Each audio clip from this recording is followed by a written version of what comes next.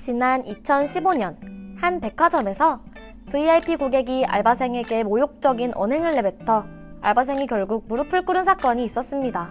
지난 2017년 고객의 폭언과 욕설을 견디던 콜센터 직원이 스트레스로 졸도한 사건이 있었습니다. 두 사건의 공통점은 과연 무엇일까요? 바로 감정 노동자들에 관한 사건이라는 점입니다. 감정 노동이란 실제 자신이 느끼는 감정과는 무관하게 직무를 수행해야 하는 감정적 노동을 말하는데요.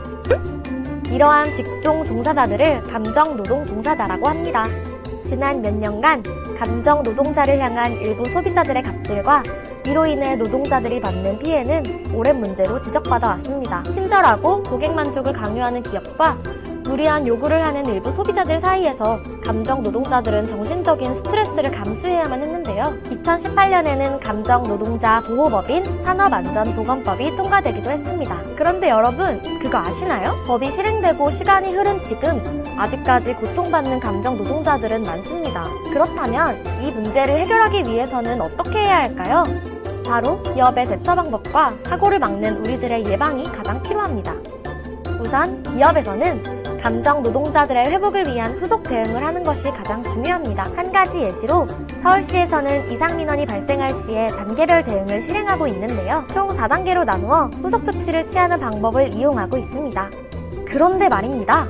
서울시처럼 이러한 대응조차 마련하지 못하는 기업체들도 많은데요. 하청업체가 그 경우입니다. 원청업체와 하청업체가 서로 엮여있다 보니 피해 사례가 발생해도 하청업체에서는 보호 조치가 어려운 경우가 많은데요.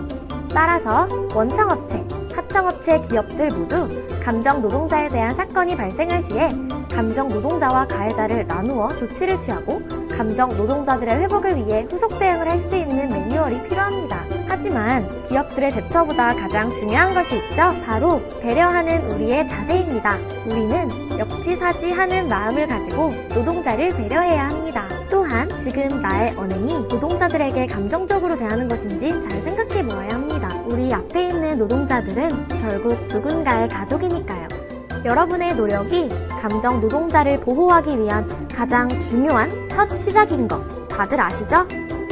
감정 노동은 당연한 것이 아닙니다. 감정 노동은 소중한 누군가의 수고입니다.